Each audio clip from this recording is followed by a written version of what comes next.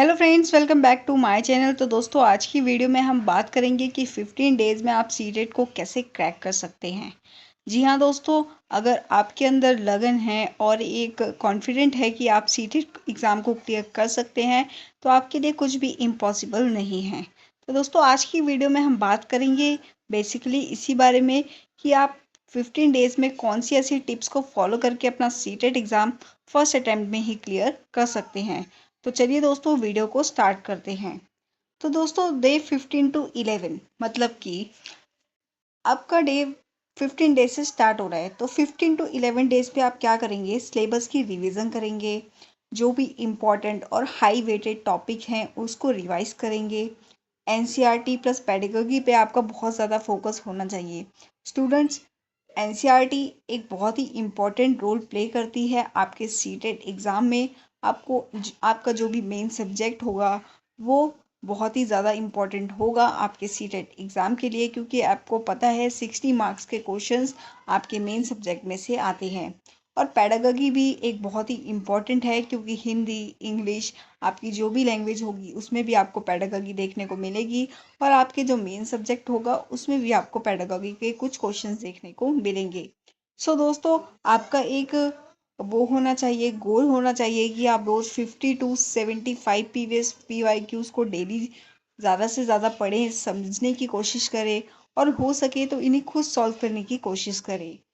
Week topics को mark करें। तो दोस्तों, फॉर एग्जांपल आपने एनसीईआरटी का कोई टॉपिक पढ़ा या कोई चैप्टर पढ़ा और उसमें से आपको जो भी चीज़ ऐसी लगी कि मुझे ये समझ नहीं आ रही है, तो उसको मार्क कर लीजिए।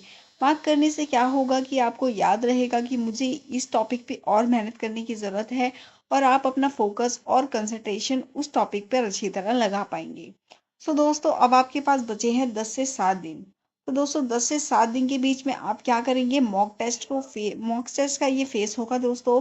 आप डेली एक फुल मॉक टेस्ट देंगे, मतलब कि आपको 7 से 10 दिन में 3 मॉक टेस्ट देने हैं और अपनी मिस्टेक्स को एनालाइज करना है। फॉर एग्जांपल, आपने मॉक टेस्ट दिया और उसमें आपने देखा कि आपके जो 90 मार्क्स हैं वो नहीं आ पा रहे हैं, या आपके 92 या 94 मार्क्स आ रहे हैं, और आपको उसको इम्प्रूव करने की कोशिश करनी चाहिए। और दोस्तों, आपको अपने टाइम मैनेजमेंट का भी मॉक टेस्ट सॉल्व करने से पता लग जाएगा। क्या आप जो क्वेश्चन सॉल्व कर रहे हैं वो टाइम पे कर पा रहे हैं? क्या आपके पास पेपर को रीचेक करने के लिए, ओएमआर शीट भरने के लिए टाइम बच पाएगा? सो दोस्तों, मॉक टेस्ट एक बहुत ही अच्छा टिप है, या मैं कह सकती हूँ बहुत अच्छी स्ट्रैटेजी है, जिसे फॉलो कर कर आप बहुत ही अच्छी तरह पेपर को सॉल्व कर सकते हैं टाइम पे। तो दोस्तों, एक एरर नोटबुक बना लीजिए, जिसमें आप अपनी गलतियों को नोट करेंगे। जो भी इम्पोर्टेंट टॉपिक्स होंगे, जो भी इम्पोर्टेंट पॉइंट्स होंगे जिनकी आपने गलती करी थी, उनके सही आंसर को नोट कर लीजिए और ऐसा भी लिख लीजिए कि ये आंसर सही क्यों है। तो दोस्तों, इससे क्या होगा कि आपको मेमोराइजेशन हो जाएगा और आपको वो क्वेश्चन याद रहेगा। सो दोस्तों, अब आपके पास बचे हैं 6 to 4 डेज। तो दोस्तों, 6 to 4 डेज में आप क्या करेंगे, जो भी आपके वीक टॉपिक्स थे पहले तो आप उनको रिवाइज करेंगे और सीडीपी पे आपका फोकस होगा, जिसमें बहुत ही इंपॉर्टेंट थ्योरीज आती हैं, पियाजे, वाइगॉस्की, कॉल्बर्ग, गार्डनर की, जो आपको पता होनी चाहिए। इनका कॉन्सेप्ट क्या था, इनकी थ्योरी क्या थी, इनकी थ्योरी के मेन पॉइंट्स क्या थे, ये सारी चीज़ें सीटेट एग्ज़ाम में पूछी जाती हैं और आपको मोस्टली क्वेश्चन इन्हीं थ्योरीज में से देखने को मिलते हैं। तो दोस्तों, पेडागोजी मैंने आपको बता दिया, एक बहुत ही इम्पॉर्टेंट पार्ट है आपके एग्ज़ाम का। तो दोस्तों, फॉर एग्जांपल, अगर आपका मेन सब्जेक्ट एसएसटी है, तो history plus geography plus civics आपको पढ़नी पड़ेगी, जैसा कि आपको पता है, क्योंकि ये तीनों ही एस्पेक्ट एसएसटी में आते हैं, जिसको आप सोशल साइंस स्टडीज़ भी कहते हैं। तो दोस्तों, अब आते हैं लैंग्वेजेस प्लस ग्रामर। तो दोस्तों, आपको पता है जो भी आपकी लैंग्वेज होती है उसमें से आपको पैसेज में से क्वेश्चन के आंसर देने होते हैं, जो कि बेसिकली या तो पेडागोजी के क्वेश्चंस आपको अलग देखने को मिलते हैं, ग्रामर के क्वेश्चंस अलग देखने को मिलते हैं। तो आपको वर्क करना होगा अपनी वोकेबलरी पे, और आपकी जो भी लैंग्वेज है उसकी ग्रामर को समझने में आपको वर्क करना होगा।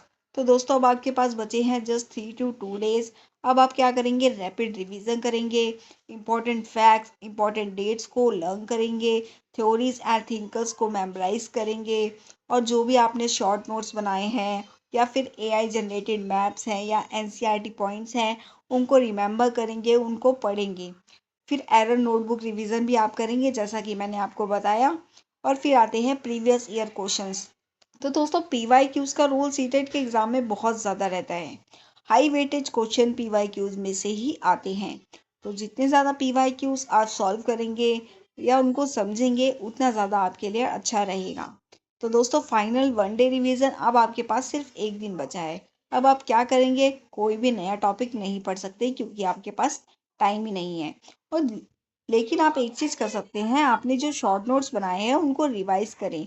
तो दोस्तों एक दिन पहले अगर आप रिवाइज करेंगे तो आपको सारी चीज़ें रिकॉल हो जाएंगी और एग्ज़ाम में जब आपके सामने वो क्वेश्चन होगा तो आप इजीली उसका आंसर दे सकेंगे। और अपना एडमिट कार्ड और डॉक्यूमेंट्स को रेडी रख लेना, क्योंकि आपको मॉर्निंग में टाइम नहीं मिलेगा ये सब करने का। आप भूल भी सकते हैं, फिर एग्जाम सेंटर में जाएंगे, फिर वापस आएंगे। तो दोस्तों इससे क्या होगा, टाइम वेस्टेज होगा। इसलिए पहले ही अपने एडमिट कार्ड, अपने डॉक्यूमेंट्स, जो भी नोटिफिकेशन आएगा आपका सीटेट की तरफ से, वो सब रख लेना। और जो भी प्रिपेयर एग्ज़ाम के लिए आपको पेन चाहिए, water bottle I think transparent वाली अलाउड होती है, क्योंकि मैंने जब एग्ज़ाम दिया था तो ट्रांसपेरेंट बॉटल अलाउड थी। तो दोस्तों एक रात पहले आप अच्छी सी नींद लीजिए और मन को अपने शांत रखिए, बिल्कुल घबराइए मत, कॉन्फिडेंट रहिए कि आप सीटेट का एग्ज़ाम क्लियर कर लेंगे।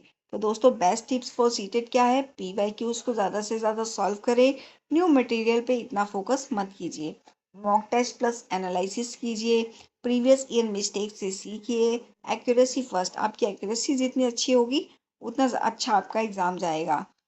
अवॉइड ब्लाइंड गेसिंग। दोस्तों हर क्वेश्चन को आप पहले समझने की कोशिश कीजिए। ऐसा नहीं है कि आप क्वेश्चन पढ़ रहे हैं और आपने ब्लाइंड गेस कर लिया, मतलब गेस कर लिया कि इसका आंसर तो यही होगा। थोड़ा लॉजिकली सोचिए, थोड़ा क्रिटिकल थिंकिंग को डेवलप कीजिए। आपका सीटेट का एग्ज़ाम बहुत ही अच्छा जाएगा। आई होप आप सभी सीटेट का एग्ज़ाम क्वालिफाई कर लेंगे। तो दोस्तों वीडियो अच्छी लगी तो प्लीज़ लाइक कर दीजिए, चैनल को सब्सक्राइब कर दीजिए। और दोस्तों आपके लिए ऐसी और अमेजिंग वीडियोस हम लेकर आते रहेंगे। सो दोस्तों वीडियो अच्छी लगी तो प्लीज़ अपने दोस्तों के साथ भी शेयर कीजिए। मिलेंगे नेक्स्ट वीडियो में नेक्स्ट टॉपिक के साथ।